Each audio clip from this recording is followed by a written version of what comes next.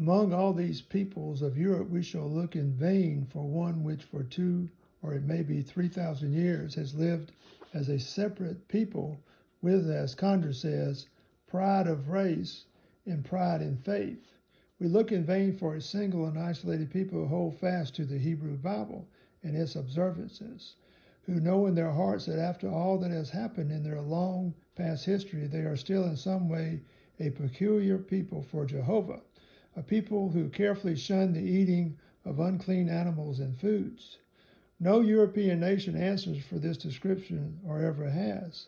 No single European nation produces that combination of marked physical characteristics in all times ascribed to the Hebrews, consisting of, in the words of A.H. Keene, man past and present, large, hooked nose, prominent watery eyes, thick, pendulous, and almost everted underlip, rough, frizzly, lustreless hair.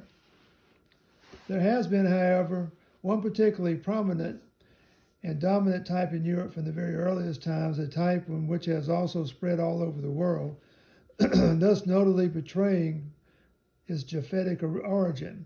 The tall, blue-eyed, narrow-headed Nordic type is found all through European history everywhere.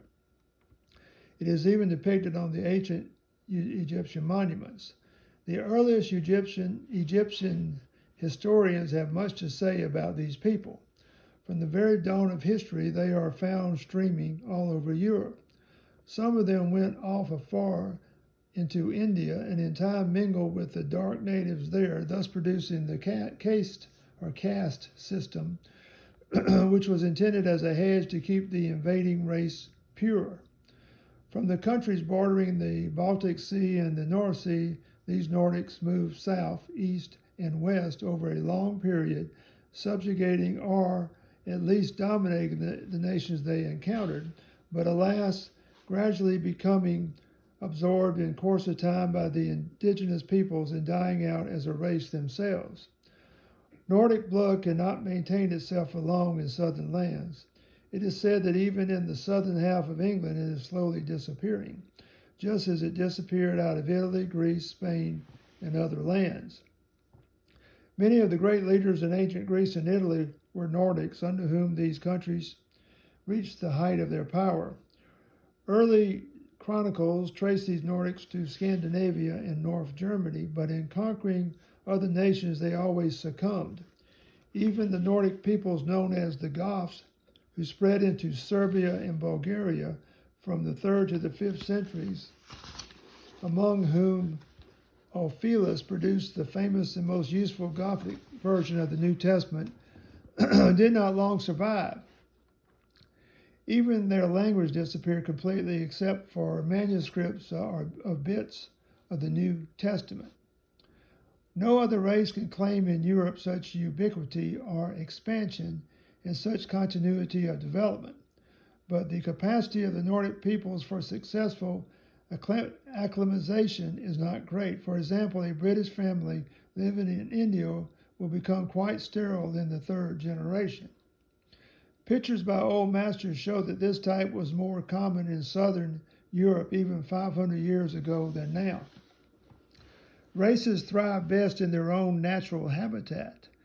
The truth of this principle is vast importance for immigrants from Europe to foreign lands.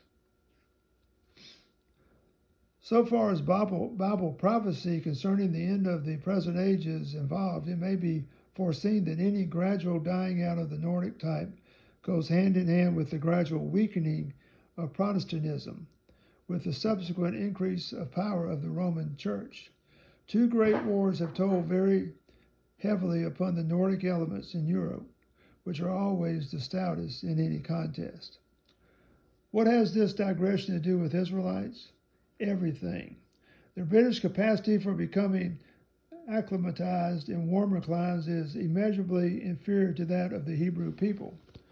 When God ordained that the Israelites should wander all over the earth, he did not intend them to die out, as in time their descendants must return to their own land. Therefore they were adapted for their age-long wanderings, just as in the 1,000 years they will be well adapted to go forth to all nations with the divine message. The fact that the British people, if transferred to Palestine, could not long survive there is abundant proof that they are not Israelites. An important corollary to the above arguments is that if the British are Israelites, it would not be fair to their close relatives on the continent to deny the same right to them. In the 1st century AD, Caesar and Tacitus wrote about the ancient Britons and their close relatives, the Belgae in Gaul, who spoke the same language and had the same general features. These were Celts. They also wrote about the peoples of Germany, which was at that time a small area, comparatively, about the size of modern Scotland, peopled by various independent tribes living east and north of the Rhine, from the sea to Frankfurt, but no further east than Hanover and Hessen, also in the western side of what is now Denmark. To the east of these Angles and Frisians dwelt Slavs and Lithuanians, who in later centuries were gradually pushed eastward or absorbed. That is why Dr. R.G. Latham, one of the humblest yet cleverest of English ethnologists, estimated the present German people to be 1/3 Slavonic. A Negro in Jamaica was asked what race he belonged to. Very proudly he replied, "I am an Englishman."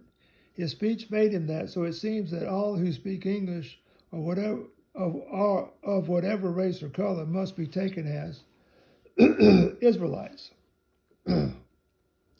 David Barron finishes his book on the Lost 10 Tribes as follows. To esteem external national prosperity as God's special mark of favor is to carnalize all the prophets and to degrade not only the glory of the latter day, but present privileges in Christ. For what a poor thing these privileges and glory must be if this sinful nation of ours, that seems ripe for judgment and rejection, be the exhibition of these, the fulfillment of Jehovah's promises to the beloved people. He says that all arguments, and as an Israelite he knew the arguments much better than a Gentile, are ignored by British Israelites, and that is true, and not only ignored but diametrically opposed. The very fact that the British and American races are so numerous and powerful among the nations precludes the possibility of there being Israel. For when out of Palestine and in dispersion, Israel was to become few in number and oppressed and downtrodden among the nations. Deuteronomy 28:62.